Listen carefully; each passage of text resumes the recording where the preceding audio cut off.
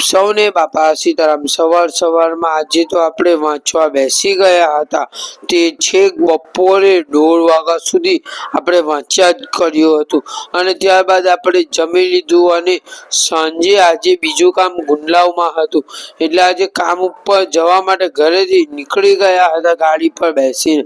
એટલે આપણે ત્યાંથી ગુંડલાવ તરફ જવા નીકળી ગયા અને રસ્તામાં નદી આવી અને નદીમાં જોયું તો ખૂબ પાણી હતું, કારણ કે ઉપરવાસમાં ખૂબ વરસાદ પડ્યો હતો।